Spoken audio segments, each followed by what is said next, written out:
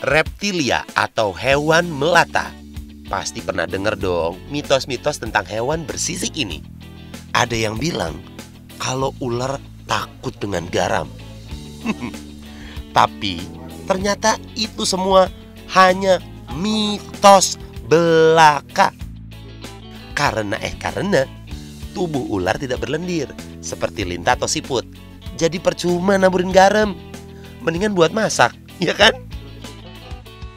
Punya hobi memelihara reptil memang dianggap sebagai hal yang ekstrim dan berbahaya. Tapi itu nggak menyurutkan kecintaan si penghobi ini dengan reptilia.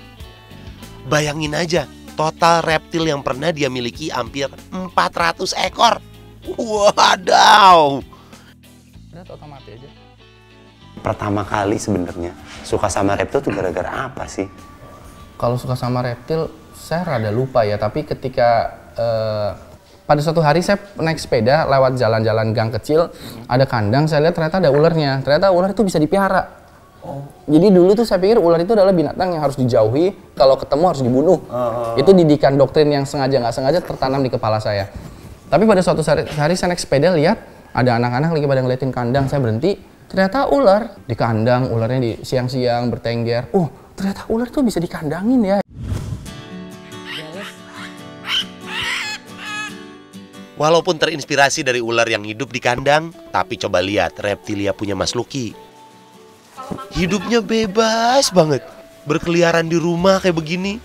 Yang lebih keren lagi nih, mereka bisa akur sama burung.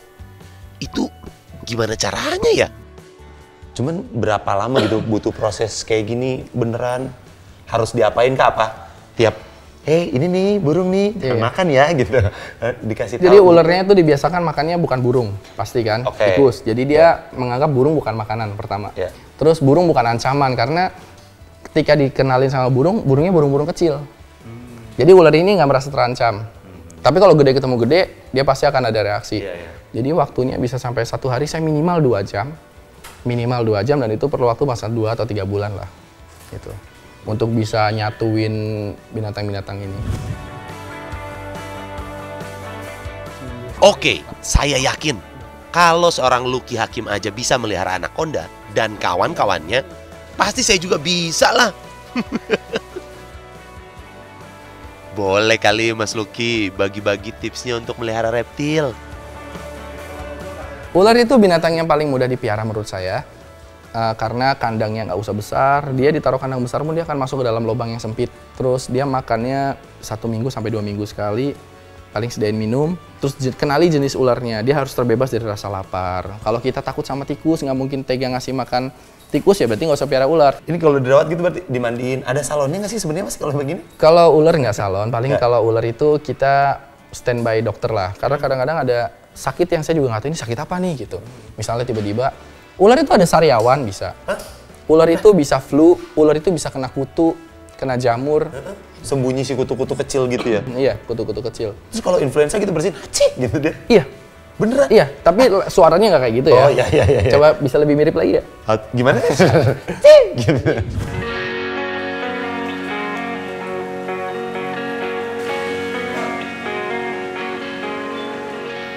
Wah, ternyata reptil penyakitnya mirip manusia ya.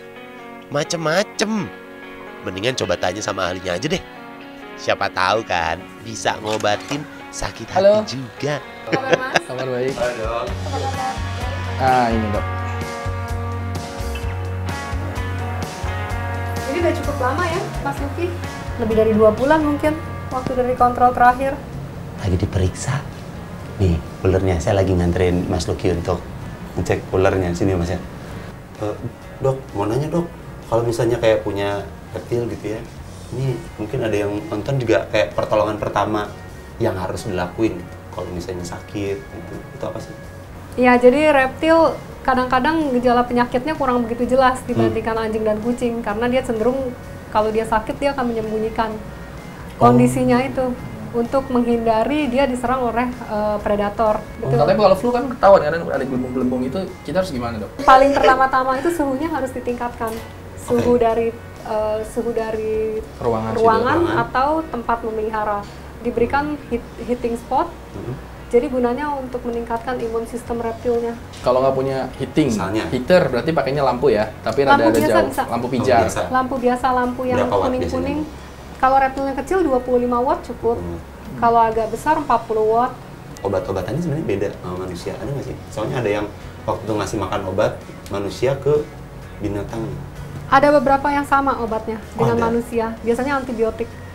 Selama dia sama, zat aktifnya nggak apa-apa. Pakai yang untuk manusia nggak apa-apa. Tapi Dosisnya aja. dosisnya kita harus sesuaikan. Eits, walaupun obat reptil mirip manusia, tapi jangan sembarangan kasih obat. Bisa-bisa sembuh enggak, sekarat ya. Kan sedih.